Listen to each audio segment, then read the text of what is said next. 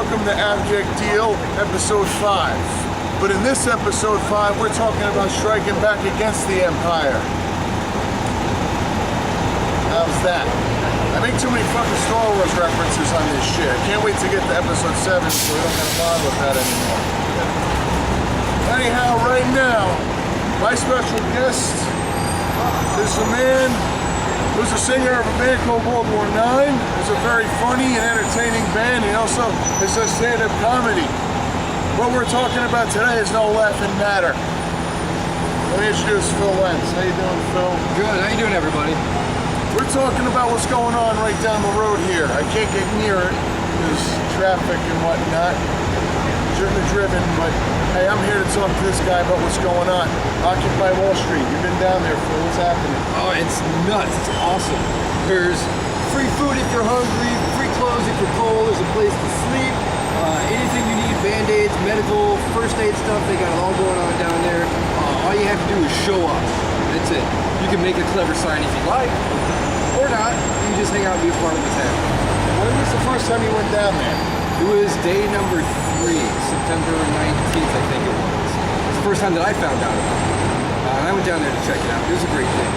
So what have you been doing? Like, what have you seen since, as far as momentum, as far as more people going down?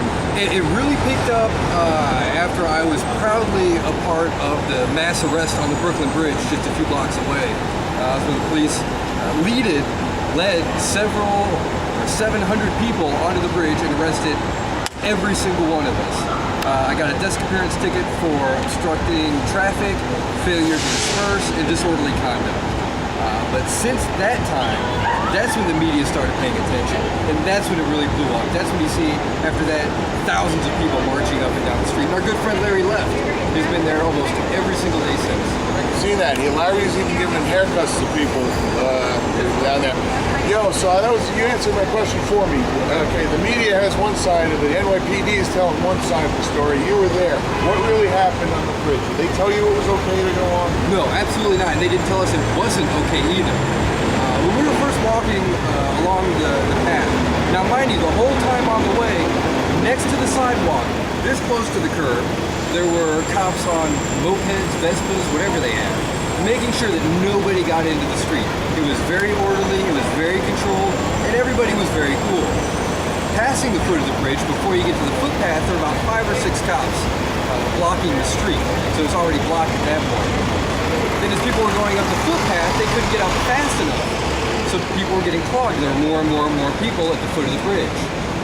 And as I got about maybe 50 yards on the footpath, I look over, and the line of cops had turned around and were marching in a single file line across the bridge with a couple hundred protesters behind them.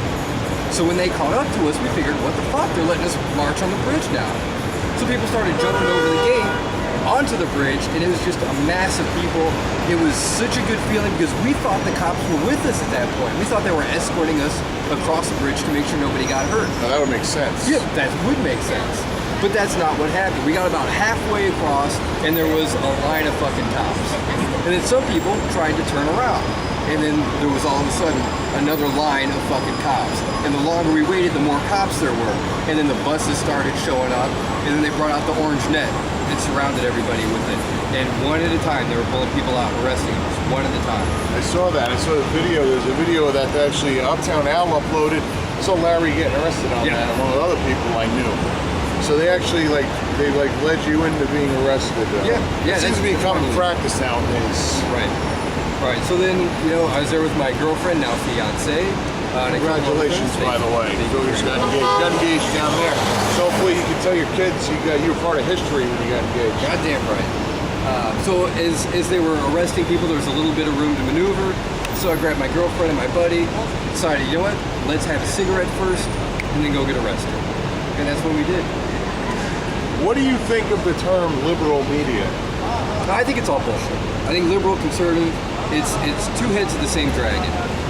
Whether like a boxer, whether it's the left or right, you're still getting hit in the face. It's all bullshit. It's them versus us.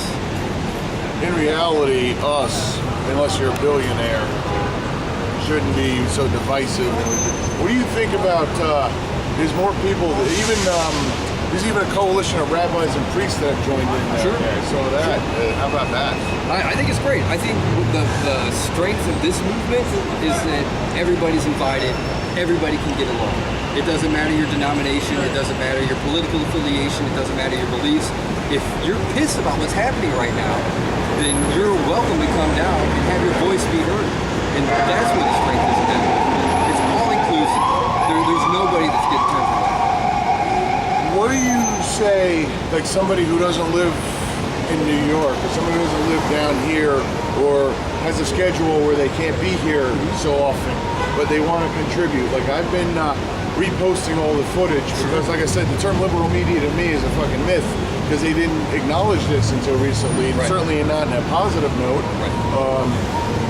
I think it was slighted to disparage the efforts actually prior to recent events, but like just showing people, like using these devices. And I've always said, you know, we have these gadgets that distract us from the big picture. They're running off, robbing us, and we're too busy with our heads down and we're playing our DS or whatever to notice.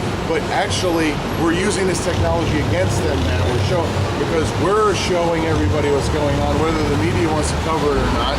We're showing them this is real footage, this is really happening, and reposting it, like showing your friends and family what's really going on, and maybe make them rethink their whole idea, like this whole preconceived notion of, oh, stupid hippies and stupid kids, what are they? No, it's just real people. We've all been fucked equally, maybe we should all stand up equally, but really, what more can people do if they can't be there? What do you suggest? There's a lot of things you can do. You can go to OccupyWallStreet.org. They've got donation information up there if you want to donate money. If you want to send them clothes, you can send it to a P.O. box they have set up. You can send non-perishable foods. There's a pizza shop just a couple blocks away. Business is booming for them because that's one of the first places and main places that people have called up and ordered pizzas for the protesters, which is a wonderful thing. You need food to keep that kind of thing going. Exactly. You mentioned scheduling a minute ago, and that's another big strength that they have over there, is that this is not a protest for someone to show up for 24 hours, to show up for 6 hours and protest and they go home. This is a 24-hour protest that's happening 7 days a week.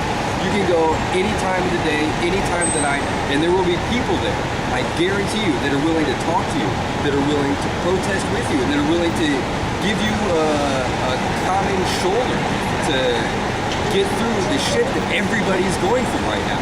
College graduates are graduating more in debt than they can pay off in their lifetime. Homes, money is owed more than it's worth. People are losing their savings. People are losing their livelihoods. They don't have health insurance. They can't afford to go to the doctor. So what that you said, Occupy Wall Street, that's occupytogether.org is a site I saw today. Right. Any other sites to recommend?